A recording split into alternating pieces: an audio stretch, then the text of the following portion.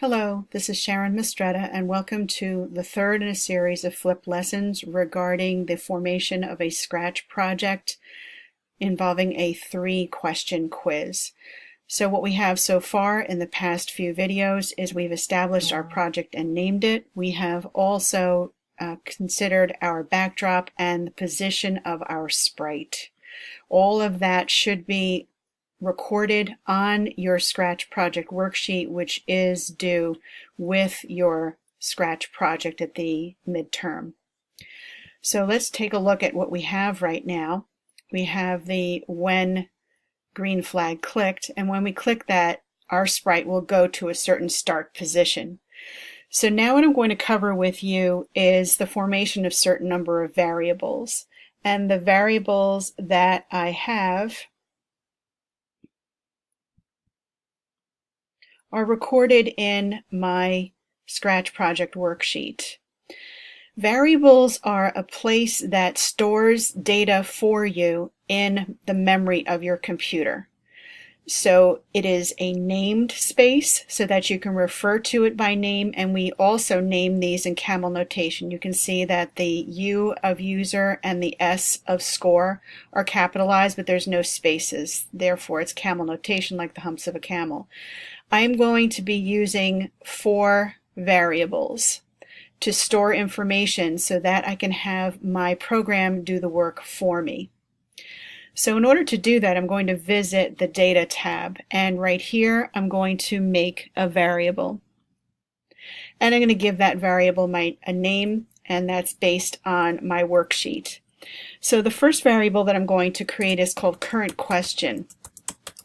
And it is just as it sounds, that it's going to store whether I'm working on question 1, question 2, or question 3. And this is the reason why we're using this type of variable is because I want you to get used to having the program do work for you. You could easily just stack your data that you need for question 1 and question 2 and question 3. Instead, I'm going to be using this variable to tell what question I'm on and then manipulate my screen accordingly. I'm clicking for all sprites, which means that this particular variable is available for use and knowing for each sprite to know about this variable. So I'm going to click on OK. Now you're going to see as soon as I did that, there's certain things that I can do to this variable, which I will do. What I need to do is I need to set current question in the very beginning of my program to 1. I want this to be a 1. Now, in the very beginning of my program, what I'm doing is I am setting everything back to its original condition. So you can equate this to erasing your whiteboard, and you're taking all data off of that, all information off of that in preparation for the next class. So you don't know where your user ended, and you don't know whether they're clicking the green flag again. So what you have to do is you have to clean the slate so that your program is back to the beginning and knows where to start from. So your data has to be in its original form. So I'm setting the current question to 1 because that is my first question. I'm going to make another variable, and this variable is going to be called user score. And all that I'm going to be doing is I'm going to be adding 1 every time the user gets a correct answer. I'm going to be making this available for all sprites. It's usually the case is that you make a variable available for all sprites, and I'm going to click OK. Now, in terms of user score, I am going to drag over this block, and I'm going to set the user score to 0 because after all, when they click the green flag, their score is going to go back to 0. They haven't earned any points. And also what I'm going to do is I'm going to create a variable called round to integer. The reason why I do that is depending on the programming language, you would need to query a particular variable to make sure that your user is entering what you want to act upon. So therefore, users will enter a 1.5 and see what your program does with it. Now, if I receive a 1.5, I'm going to round it up to 2 so that it acts upon a 2, and I'm going to display that. But for my user score, my round to integer, I am going to set that round to integer so that it is a -1. And what I'm going to do with that is that's going to trigger my next question to the user. And I'm going to show you how I'm going to use that. My round to integer is going to be used both to round up a number where a user might have entered a decimal number, and it's also going to serve as a flag for me. I set it to a -1 so that I know that my next question is up and I require the next answer, because your program in Scratch will keep everything in its original form. In other words, its data that you have, it's going to keep that data. So I want to be able to manipulate it such that my next question then forces it to ask for another answer. And I'll show you that in a few moments. So that's round to integer. Also, what I have to create is something called a list.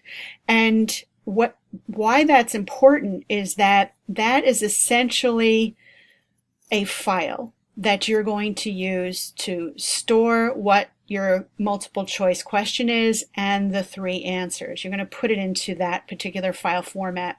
I want to teach you that straight away because often, for all the classes that I've taken in programming and for all the classes that I've observed or taken a look at on the internet, very few will teach a student how to use a file. In the workplace, which I have experience in coding for money center banks, we do not just have user input as our data. We have files that, based on what the user enters, then we act upon it. So it's very important for you to understand file handling, and there's certain things that we establish in files.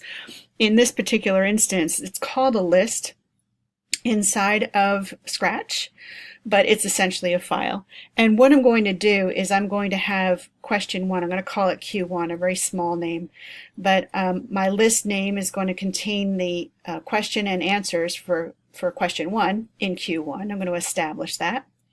And as you can see, if I check the numbers here, they will either show up on the screen or not. I have them show while I'm developing the program so I can see inside. It's very handy. And also you can see that Q1, which is my file, is empty. What it means is a length of 0 means that it doesn't have any records in it. It doesn't have any rows, so to speak, if you equate this to an Excel spreadsheet. It doesn't have any rows yet. It's empty. So it's going to have a length of 0, and that's a very important variable that we do use that the program gives us. We don't have to establish that.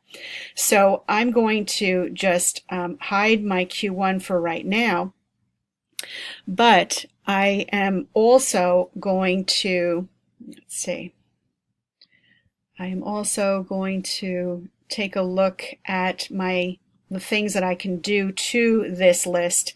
And coming into my program, when my user clicks the green flag, I want to hide all my lists because I'm beginning again. So you can think of it as your whiteboard and you're erasing it for the next class. So I want to hide Q1. And I'm going to make another list, and I'm going to call it Q2. That's going to contain the contents of question 2. I'm also in the very beginning of the program. I'm going to hide it.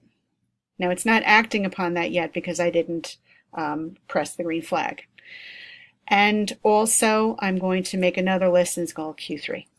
All right, so those are my 3 questions. This is where they're going to live. And I'm also going to hide that list Q3. If you notice, you can drop down these arrows and select a variable. Round to integer, or I can go down here and I can select one of the lists. So this is a drop-down menu, and it says what list do you want to use. So you just know that you have to drop down that little menu item. Okay, now also what I'm going to do is, just for the purposes of your development of your program, sometimes you will fill a list with something and then realize that that is perhaps not the wording that you wanted. So I actually delete all of the records coming in. Delete all of Q1, So I start fresh from the beginning. It'll create it again. So I want to delete it, and that's a very helpful thing in your in the development of your program. So I'm going to get you in on some good best practices here, and then I'm also going to do a delete of Q3. There we go. All right, delete all the records in Q3. All right, and then what I'm going to do is I'm going to go over to the looks section. And I'm going to have my robot say my introductory sentence.